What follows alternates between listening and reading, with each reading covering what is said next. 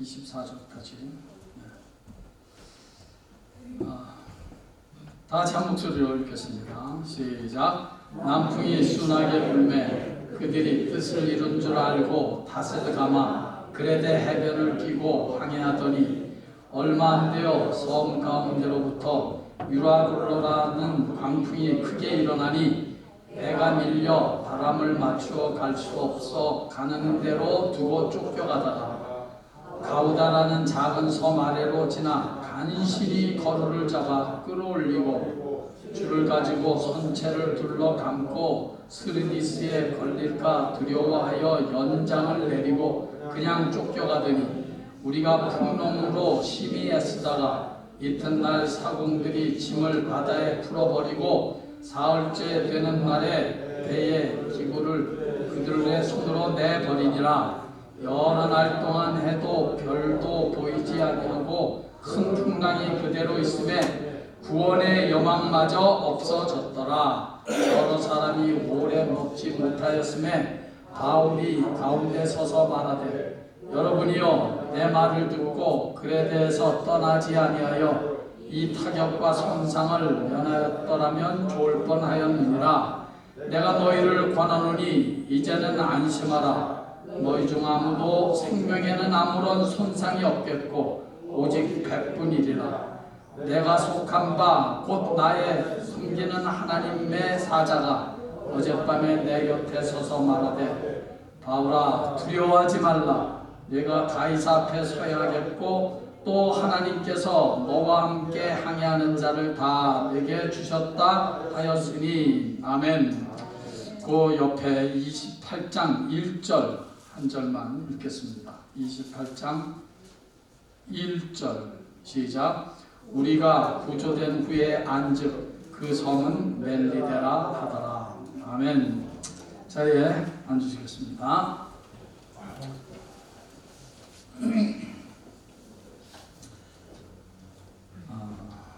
사도 바울 하면 여러분들은 어떤 첫인상이 떠올려지십니까? 복음 전도자, 또 각종 능력을 행한 사람, 그리고 드라마틱한 회심의 사건을 갖고 있는 사람, 뭐 등등 나름대로 그렇게 말할 수 있을 것입니다. 그러나 저는 오늘 무엇보다도 사도 바울은 참 고난의 사람이었다라고 말씀드리고 싶습니다. 사도 바울, 그는 그렇게도 하나님의 기적과 능력을 본인이 직접 체험하고 또 남에게 행하신 그런 분인데도 불구하고 성경에 기록된 사도 바울의 행적을 접하다 보면 그가 얼마나 많은 고난을 받은 사람이었는가를 어렵지 않게 만날 수가 있습니다. 한마디로 하나님께서는 그를 통하여 수많은 기적과 놀라운 능력을 많이 행하셨지만 결코 그가 만나야 하는 많은 고난들, 그가 끝까지 지고 가야 하는 십자가의 길, 고난의 길은 하나도 면제되지 않았다는 사실을 우리는 놓치지 말아야 합니다. 중국 교회의 초석을 다진 워치만 이의 목사님의 간증을 들으신 적이 있으십니까? 그가 교회를 처음 개척하며 사역을 시작하는데 너무 힘이 드는 겁니다. 그날도 너무 힘이 들어서 하나님께 원망 반, 기도 반, 기도 아닌 기도를 하다가 그만 잠이 들었고 꿈을 꿨습니다. 꿈에 워치만이가 배를 타고 광활한 바다를 가고 있는데 갑자기 여기저기서 뾰족뾰족한 바위들이 막 사방에 불쑥 튀어나오는 거예요. 그래서 꿈에 이렇게 기도를 했답니다. 하나님, 이 바위돌 때문에 내가 더 이상 이제 갈 수가 없습니다. 날 좀 어떻게 좀 살려주십시오. 기도했더니 하나님께서 꿈에 이렇게 말씀하시더랍니다. 그래, 살려주지. 그런데 내가 그 바위돌들을 한순간에 싹 다 없애주랴. 아니면 바닷물을 이렇게 불게 해서 그 위로 네가 지나가게 해주랴. 워치마니가 대답합니다. 예, 바닷물을 이렇게 불게 해주셔서 그 위로 지나가게 해주십시오. 그랬더니 정말 바닷물이 이렇게 불어나서 그 위로 지나갔습니다. 그리고 워치마니는 꿈에서 깨어났습니다. 성도 여러분, 성도에게 있어서 고난 자체가 없을 수는 없습니다. 살다 보면 원치 않았던 일들이 여기저기서 얼마나 많이 불쑥 여기저기서 튀어나옵니까? 좀 살만한가 했더니 문제 하나가 해결되는가 했더니 또 저기서 불쑥 여기서 불쑥. 고난 자체가 없을 수는 없지요. 그러나 그렇다고 해서 그때마다 한숨 쉬고 힘들어 죽겠다고 원망하면서 살겠습니까? 아닙니다. 우리 하나님의 자녀는 그때마다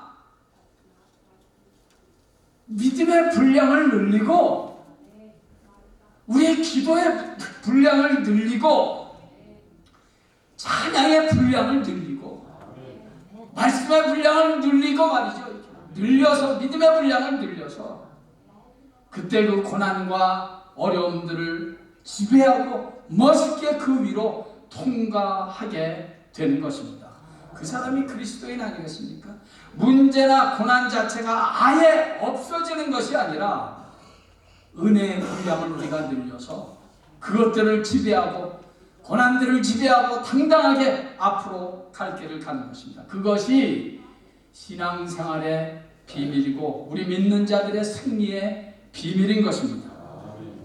그러므로 사랑하는 성도 여러분, 잊지 마십시오. 한마디로 우리 하나님의 자녀들은 그런 고난이나 역경 위기들로 인해서 우리들의 삶이 결코 망가지지 않는다는 사실입니다. 오히려 그 고난들을 통해서 더 강한 자가 되고 더 성숙한 신앙, 인격을 가진 자로 변화돼서 힘차게 우리들이 가야 할 길을 가게 되는 것입니다.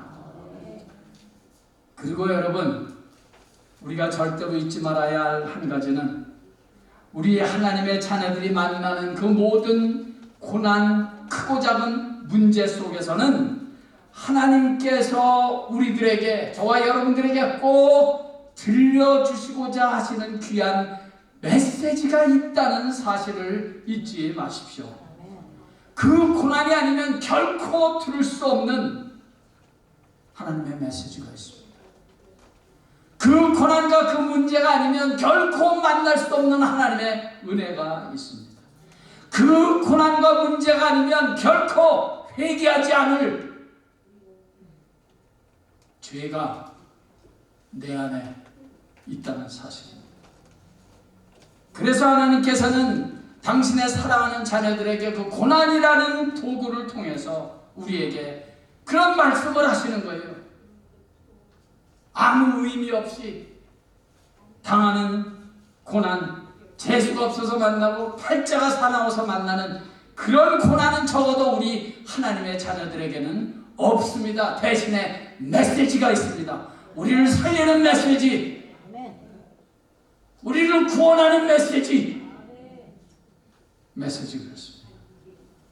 오늘 본문에 우리 긴 본문을 읽었습니다마는 사도 바울은 그의 사역 말기에 죄인의 몸으로 로마에 가게 되는데 사도 바울이 타고 가던 배가 그만 유라굴로라고 하는 큰 풍랑을 만나게 되어 그 안에 타고 있던 276명의 많은 사람들이 그만 다 죽게 되는 그런 고난을 만나게 됩니다. 사도 바울의 말년만큼은 좀 편했으면 좋겠는데 전혀 그렇지 못합니다.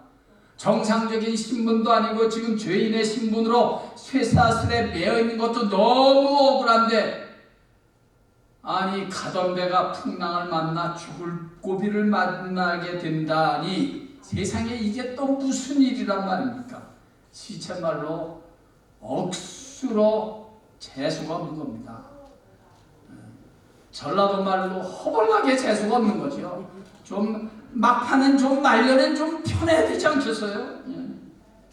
그러면 오늘 사도 바울이 만난 그 고난을 통해서 우리 하나님께서 말씀하시고자 하시는 메시지는 무엇인가? 오늘은 그런 말씀을 가지고 함께 은혜 받고자 합니다. 무엇보다도 여러분, 오늘 이 사건, 이 고난 속에서는 우리 인생들의 진정한 가치, 진정으로 소중한 것이 무엇인가를 가르치는 중요한 하나님의 메시지가 있습니다.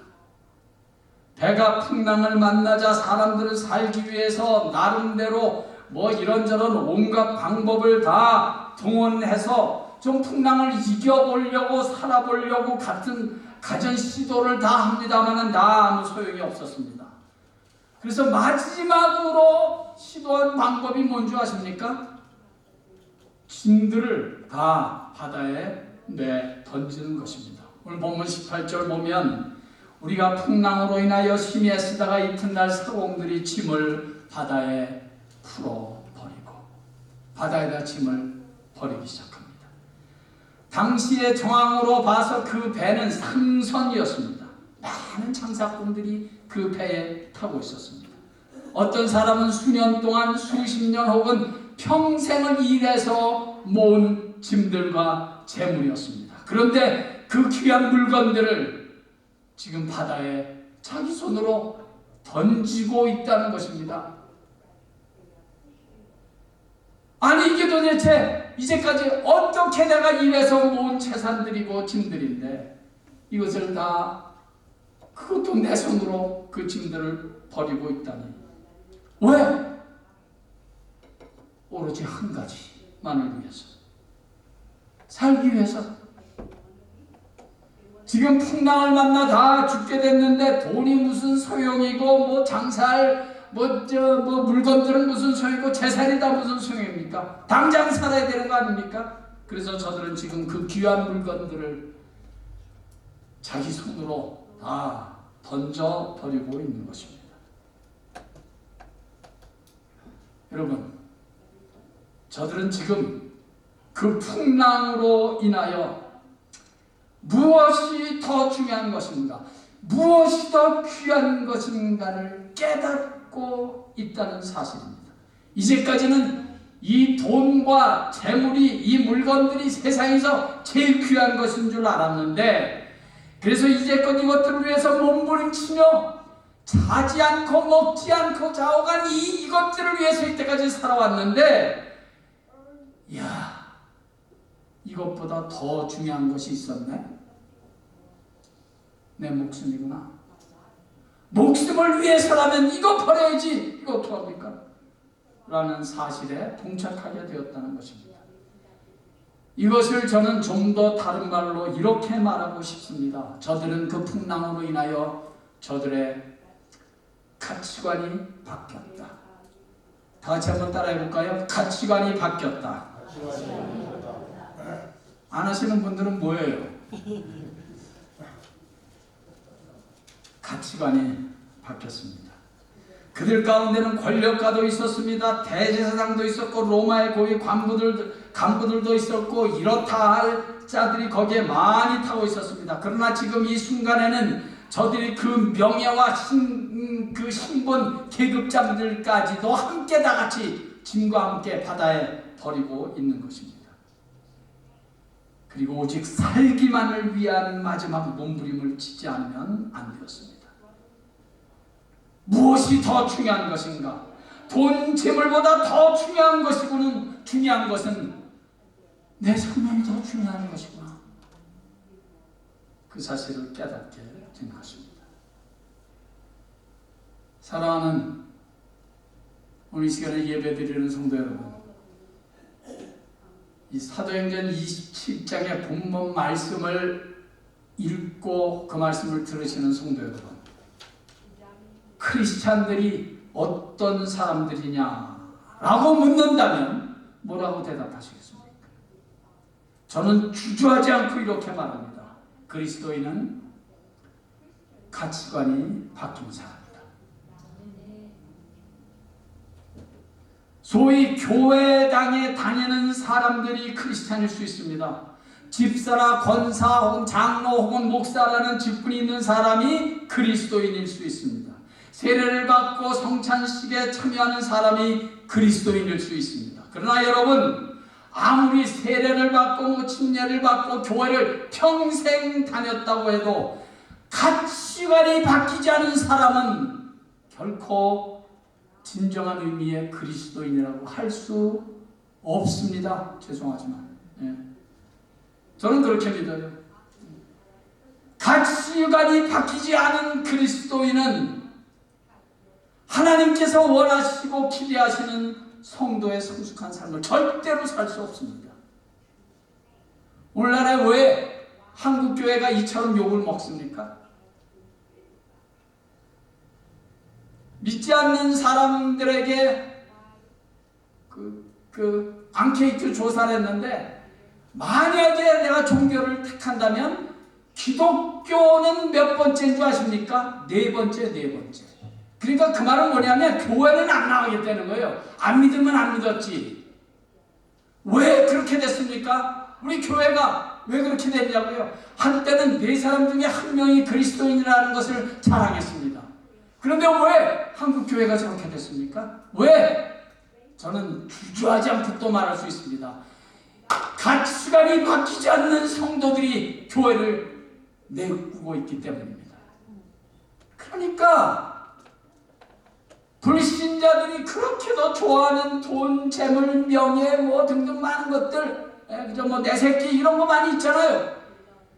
불신자들이나 믿는다는 저 사람들이나 안 믿는다는 저 친구들이랑 뭐가 달라 다를 게 없는데 그때야 우리가 왜 예수를 믿어야 하느냐, 그런 겁니다.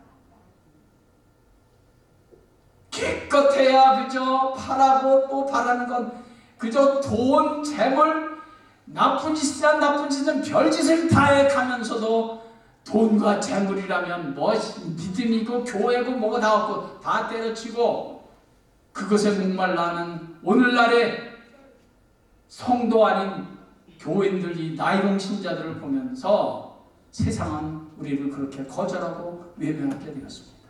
가치관이 바뀌지 않는 성도들. 여러분들은 어떠십니까?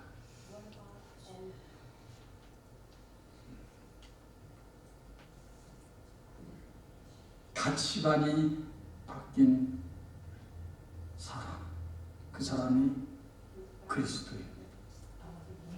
예수 그리스도가 이 세상에, 이 땅에 그 어떤 것보다 더 귀하고 소중한 사람. 그래서 그 예수 그리스도께 나와 찬양 드리며 말씀을 드리며 예배 드리는 일을 이 세상의 그 어떤 일보다도 소중하게 여기는 사람. 예수님의 몸된 교회를 위하여 수고하고 헌신하는 것을 이 세상의 그 어떤 일보다 더 소중하고 가장 당당하게 자랑스럽게 여기는 사람. 가치관이 바뀐 사람입니다. 그래서 이 예수의 복음, 십자가의 복음, 이 복음을 전하는 일을 내 인생에 있어서 그 어떤 것보다도 더 보람있고 가치 있는 일인 줄로 아는 사람, 그렇게 가치관이 바뀐 사람, 그 사람이 그리스도인입니다. 그래서 사도 바울이 이렇게 고백합니다. 쉬운 성경 번역으로 빌립보서 3장 8절 들어보십시오. 예수 그리스도를 위하여 나는 모든 것을 버렸습니다. 모든 것이 쓰레기처럼 아무런 가치가 없다는 것을 나는 이제 압니다. 이로써 나는 그리스도를 알게 되었습니다. 어떻게 예수를 위하여 모든 것을 버릴 수 있단 말입니까? 어떻게 그럴 수 있습니까? 가치관이 바뀝니까? 예수를 믿고 그 가치관이 바뀌니까 당시에 사내들인 공회원이었던 오늘날로 말하면 뭐 상원의원 정도 되는 그 직분도, 로마의 시민권도, 바리새인이라는 종교적인 권세도 다 내려놨답니다. 다. 그리고 오직 예수 그리스도만 자랑하고 그 예수를 알고 또 알아가는 것이 너무너무 내게는 좋아서 거기에 미쳤다는 것입니다. 그래서 그가 말하지 않아요. 나는 십자가밖에는 자랑할 것이 없다고요. 가치관이 바뀐 사람이 그리스도입니다. 가치관이 바뀌어야 여러분 어떤 큰 유익이 왠지 아십니까? 가치관이 바뀐 사람이 돼야 신앙사라는 것이 즐겁고 행복해져요. 제 말에 얼마나 동의를 하시겠습니까? 가치관이 바뀌어야 예수 믿는 일이 행복하다니까요. 너무 즐거워요. 예수를 믿는다고 신앙생활을 한다고 하는데 여전히 추구하는 것은 돈이고 재물이고 이 땅에 쾌락이고 그저 그저 기껏해야 내 새끼 잘 먹고 잘 사는 거기에 머물러 있으면 예수 믿는 일은 여전히 피곤한 거예요. 여전히 피곤해. 그런 것들은 다 하나님 아버지께 좀 맡기고 예수를 섬기며 그 예수를 쫓아 살아가는 것을 가장 소중하게 여기는 사람이 믿는 것이 행복한 것입니다. 네.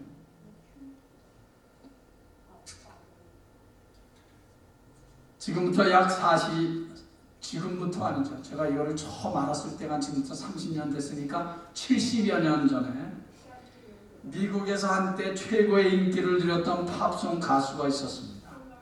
그런데 그가 어느 날 긴 얘기는 다 생략하고 어느 날 회개하고 예수를 주로 영접하게 됩니다. 그리고 이제는 그의 그 노래의 달란트를 주님을 위해서만 쓰겠다고 서원을 하는데 바로 그 순간 그날 저녁 유난히도 요란하게 전화벨 소리가 울려왔습니다. 다름 아닌 당시의 모 레코드 회사인데 요즘으로 말하면 인터테인먼트 컴퍼니겠죠. 당시로서는 파격적인 최대 액수를 줄 테니 자기 회사와 계약을 하자는 것이었습니다. 그때 이 청년이 이렇게 대답합니다. 귀한 제의를 해주셔서 감사합니다. 그런데 당신은 조금 늦으셨습니다. 나는 오늘 저녁 이제 막 예수님에게 나의 모든 삶을, 나의 탈란트를 다 드리기로 예수님에게 약속했기 때문에 이제는 더 이상 세상 노래를 부르지 않고 주님을 찬양하는 노래만을 부르게 될 것입니다 하고 단호히 그 엄청난 제의를 거절합니다. 그리고 전화를 끊은 그는 그 자리에 무릎을 꿇고 성령에 감동돼서 한 찬송시를 써내려갔습니다. 주 예수보다 더 귀한 분은 없네. 이 세상 부귀와 바꿀 수 없네.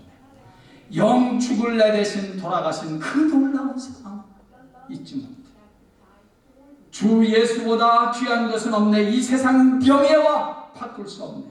이전에 즐기던 세상 일도 주 사랑하는 마음 뺏지 못해. 3절 주 예수보다 더 귀한 분은 없네. 이 세상 행복과 바꿀 수 없네. 유혹과 핍박이 몰려와도 주 섬기는 내 마음 변치 못해. 세상 즐거움 다 버리고 세상 자랑 다 버렸네. 주 예수보다 더 귀한 것은 없네. 예수 밖에는 없네. 그가 바로 조지 쉐.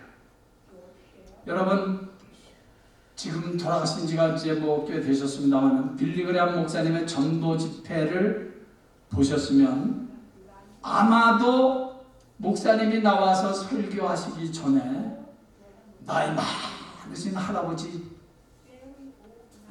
아주 그냥 베이스 그냥 이 통베이스에 그냥 할아버지가 다 나오셔서 꼭 찬송을 하는데 꼭 이 찬송을 부릅니다. I'd rather have Jesus than silver and gold. 주 예수보다 더 귀한 분은 없네.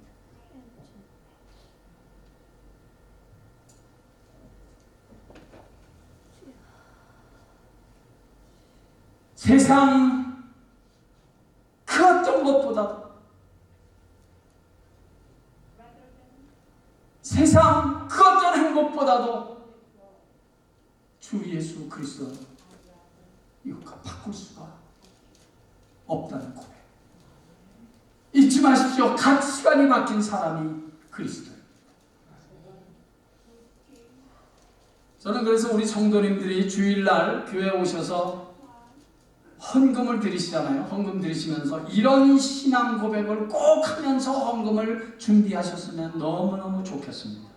주님, 돈, 재물이 내게 너무 필요하고 너무 중요하고 귀한 것이지만 이제부터는 주님을 더 사랑하게 주시옵소서. 주님을 돈이나 재물보다 더 사랑하고 귀하게 여기게 해 주시옵소서. 돈이나 재물 때문에 주님을 덜 사랑하거나 돈이나 재물 때문에 주님을 멀리하거나 신앙생활에 손해보는 일이 없게 하시옵소서라는 신앙 고백 위에 헌금을 한다면 주님께서 얼마나 기뻐하실까 하는 생각이 듭니다.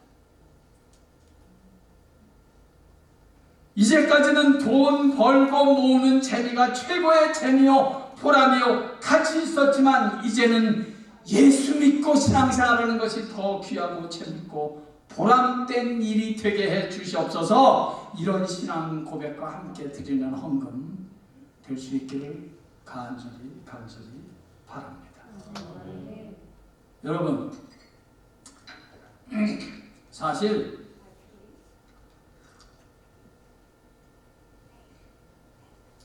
돈, 재물은 얼마나 필요하고 또 돈이 참 파워가 있어요. 뭐 사실 돈으로 못하는 것도 물론 있지만 사실 돈으로 웬만하면 다 해요. 솔직히 뭐 돈으로 못할 거 있다, 뭐 그거 강조하는 분들도 있는데 저는 돈이 굉장히 파워풀하다고 생각해요. 솔직하게. 돈으로 뭐 다 하잖아요. 물론 돈으로 뭐 행복은 살 수 없을 거예요. 진정한 행복은. 그러나 웬만큼의 행복은 돈으로 다 해결할 수 있어요. 동의가 잘 안 되시는 모양인데 내가 타락한 목사가 돼서 창피한 간증은 하나 하겠습니다. 저는 정말 돈에는 자유로운 목사라고 생각했습니다. 저는 한 번도 제가 제 입으로 목회를 하면서 40년 가까이 목회를 하면서 제가 제 입으로 나 사례 올려달라고 말한 적 없습니다. 그냥 주면 받고 그렇다고 해서 안 준 적은 또 한 번도 없더라고요. 교회에. 내 입으로 뭐 죽는 소리 돈 때문에 한 적 없습니다. 그래 돈에는 난 굉장히 자유로운 사람이라고 생각했거든요. 그런데 그렇지 않다는 사실을 내가 어느 날 깨달았습니다. 제가 뭐 지금은 꽤 오래됐습니다만 하와이 YM에서 공부하며 훈련을 받은 적이 있었는데 3개월 동안 이제 하와이 코나에서 이제 거기 살면서 훈련을 받고 공부하고 은혜 받는 아주 기가 막힌 그런 좋은 시간이었습니다. 이제 3개월이 다 끝나고 이제 집으로 돌아가기 위해서 짐을 싸는데 우리 집사람 또 우리 막내딸 우리 셋이 같이 갔거든요. 그 짐을 싸는데 짐이 꽤 많잖아요. 3달 동안 살았으니까 또 거기에서는 뭐 이렇게 주는 것도 많고 뭐 서로 이렇게 통용을 하기 때문에 물건들을 그냥 또 뭐 열심히 주워 담아오고 그냥 백이 그냥 몇 개가 됐는지 몰라요. 그래서 그 백들을 지금 들고 메고 들고 그리고 비행장으로 가는 찰나에 옆집에 살던 데이비스라는 한국 분이 있어요. 우리보다 한참 젊지만은 그분이 와서 이런 부탁을 하는 거예요. 목사님이랑 저랑 가는 방향이 다르니까 목사님이 이 가방을 좀 갖고 가 주십시오. 그분은 뭐 하는 사람이냐? 사진 기술자예요. 그래서 사진 기술자가 그 사진기 장비가 굉장히 많습니다. 그리고 그게 또 난 그렇게 무거운 줄 몰랐어요. 짐이 그때 한 3개, 4개 정도는 되는 것 같은데 그게 다 전문 사진가들이 갖고 다니는 그 사진 그 장비들이에요. 내가 내 것도 이렇게 많은데 이걸 또 어떻게 갖고 가나. 그렇지만 또 그동안 3달 동안 친해진 사람인데 그것도 난 못한다고 그럴 수도 없고 우리는 또 마음이 약하니까. 그래서 그거 뭐 갖고 가죠. 그래서 이제 그 짐을 갖고 가는데 세상에 얼마나 무거운지, 내 집도 무거운 내 집이 남의 집은 얼마나 더 무겁겠어요. 좀 그 짐을 들고 가는데 그 데이빗 와이프인지 그때 그 데이빗 남편이 그랬는지 제 옆에 오더니 목사님 이거 참 이 짐을 날라주셔서 너무 감사한데 이거 그냥 수고비입니다. 그리고 제 주머니에다 뭘 확 넣어줘요. 그런데 여러분 그 순간 이 짐이 가벼워지더라고요. 이야, 그 순간 아니 정말 literally 정말 가볍더라고요. 그래서 내가 아직도 멀었구나 그런 생각 해본 적 있습니다. 그리고 그 가방이 그 다음부터 얼마나 이뻐 보이는지. 근데 내 기대대로 그게 적지 않은 돈이었습니다. 그렇게 돈이 파워가 있더라고요. 그렇게 파워가 있고 소중한 귀한 돈보다도 주님을 더 소중하게 여기고 그 주님을 섬기며 주를 위해 사는 것, 그렇게 믿음 생활하는 것을 더 소중하고 더 기쁘고 더 행복하게 여기는 사람, 그렇게 가치관이 바뀐 사람이 그리스도입니다. 주 예수보다 더 귀한 분은 없네. 그래서 여러분 우리 주님은 자기의 사랑하는 자녀들의 가치관이 좀 더 바뀌어지도록 하기 위해서 때때로 사랑하는 자녀들에게 고난이라는 고난을 허락하시는 것입니다. 그건 분명히 그래서 축복입니다. 아니 축복 중에 축복입니다.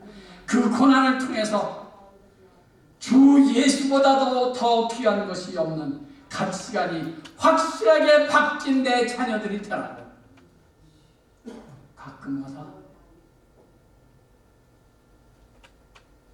고난을 허락하시기도 하는 것입니다. 사랑하는 여러분,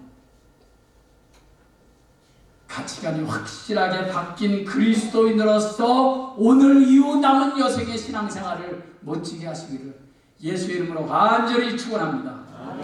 둘째로 사도 바울이 만난 이 고난을 통해서 성령께서 주시는 메시지는 무엇입니까?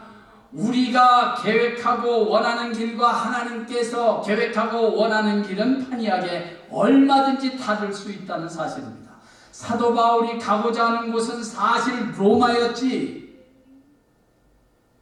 오늘 28장 1절에 있는 멜리데라고 하는 데가 아니었습니다.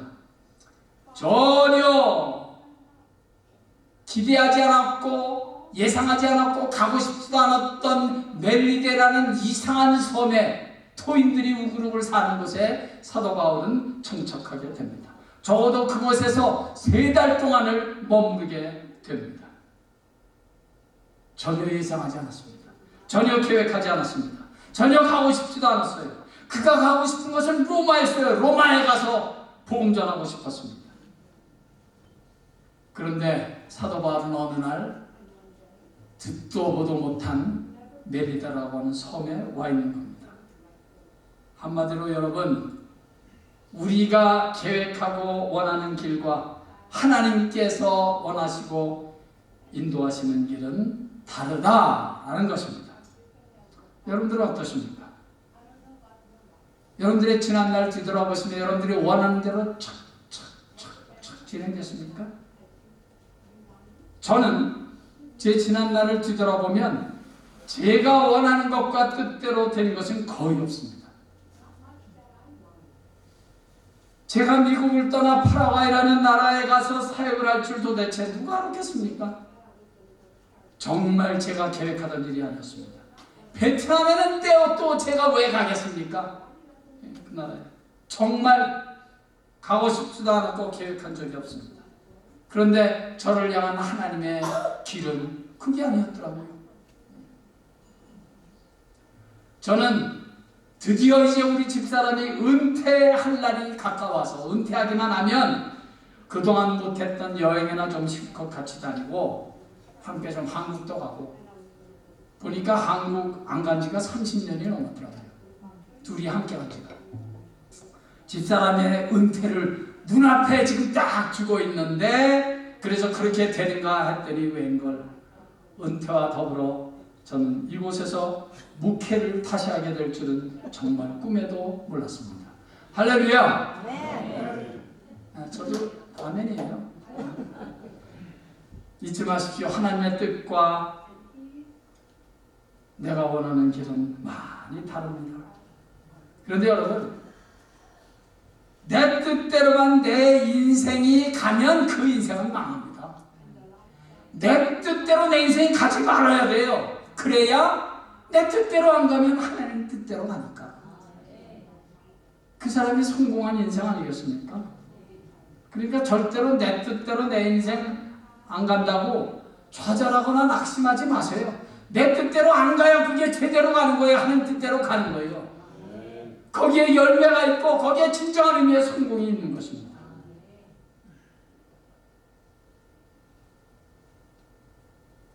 여러분, 엄격하게 말해서 믿음은 내 뜻과 내 계획과 내 야망을 이루기 위해서만 몸부림치는 것 주시옵소서. 이렇게 해서 내가 원하는 것을 그냥 쟁취하고야만은 그래야 되는 믿음은 엄격하게 말하면 그런 게 아닙니다. 믿음이란 내 뜻과 하나님 뜻이 달라요. 어떤 때는 확연하게 다르다고요. 내 뜻과 하나님 뜻이 다를 때 이 내 뜻과 하나님 뜻 간의 이 간격이 크잖아요. 그죠? 이 갭이 있잖아요. 이 갭을 메꿔주는 게 믿음이에요. 너무나 갭이 커요. 하나님의 뜻을 내가 모르겠어요. 왜 그런지 모르겠어요. 그래서 참 답답해요. 안타까워요. 그것을 믿음으로 메꿔보는 겁니다. 그러면 하나님께서 왜 이런 일을 행하시는지, 왜 이렇게 나를 인도하시는지를 알 날이 곧 있게 되는 것입니다. 그러다가 하나님의 때가 되면 내가 미처 예상하지 못했고 기대하지도 못했던 하나님의 때와 길을 반드시 만나게 되는 것입니다. 여기에 성도들의 삶에 신비로움이 있습니다. 미스테리가 있어요. 신약 성경이 쓰여진 헬라어, 그러니까 그릭이죠. 그리고에는 때라는 단어가, 때, 목욕탕에 가서 나오는 때가 아니라 때, 타이밍, 때라는 단어가 두 가지가 있습니다. 하나는 크로노스라고 하는 단어입니다. 이 크로노스는 칼렌다적인 때입니다. 칼렌다적인 때. 그러니까 봄이 오면 다음에 여름이 오고 가을이 오고 겨울이 오고 1월달이 지나면 2월달 오고 3월달, 4월달 벌써 5월달이 옵니다. 6월달 칼렌다적인 때를 말할 때 성경은 크로노스라는 단어를 씁니다. 또 다른 하나는 케로스라는 헬라어 단어가 있습니다. 이 단어는 칼렌다적인 때가 아니라 하나님의 때입니다. 하나님의 때. 하나님의 때. 하나님의 때는 내가 예상한 순서대로 오는 게 아니에요. 1월달이 지나면 2월달이 오고 3월달 이렇게 순서대로 오는 때가 아닙니다. 그렇기 때문에 이 하나님의 때는 우리가 벽에다 걸어놓은 달력에는 하나님의 때가 보여요? 안 보여요? 안 보여요. 여러분 잊지 마세요. 칼렌다적인 때, 칼렌다만 보고 사는 사람은 좌절하게 되고 낙심하게 되고 실망하게 되고 소망이 없어요. 그러나 그 칼렌다 속에서 하나님의 때, 하나님의 약속이 성취되는 때, 하나님께서 우리의 기도를 응답하시는 때, 내 기도가 하나님께 상달되는 그때, 하나님의 약속의 말씀이 성취되는 그때, 그때를 바라보는 사람은 반드시 그때가 이루어져서 하나님의 때를 만나게 될 것입니다. 고난의 터널이 다 지나고 하나님의 약속이 성취되는 때, 칼렌다만 바라보면 아무리 세월이 지나도 소망은 보이지 않습니다. 그러나 우리 그리스도인들에게는 하나님의 때의 케로스, 하나님의 때가 있기 때문에 그 어떤 상황 속에서도, 문제 속에서도, 위기 속에서도 소망을 가지고 여유롭게 당당하게 우리의 갈 길을 갈 수가 있는 것입니다. 아무리 어두운 밤도 환하게 밝아오는 새벽을 막을 수 있어요? 없어요? 없습니다. 그것처럼 하나님의 때, 하나님의 케로스가 오면 모든 문제, 고난은 다 사라지고 하나님께서 예비하신 약속과 축복을 절대로 그 어떤 것도 막을 수 없습니다. 오게 돼 있습니다. 하나님의 때가 되면. 이젠 아주 고전 복음성이 된 In His Time이라는 복음성 가사를 들어보십시오. In His time, in His time. He makes all things beautiful in His time. 그는 그의 때에, 그의 시간에 모든 것을 아름답게 만드십니다. Lord 주님, please show me every day as you are teaching me your way. 주님께서 주님의 때에 주님이 말씀하신 그대로 행하신다고, 주님의 때에 반드시 이루어진다고 나한테 가르쳐 주신 그대로, that you do just what you say in His time. 당신의 때에 당신이 말씀하신 그대로 이루어 주신다고 말씀하신 그대로 되는 것을 주님의 때에 제게 보여 주시옵소서.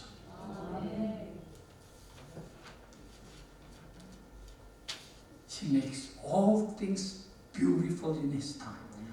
All things, 어떤 것만이 아니에요. All things beautiful.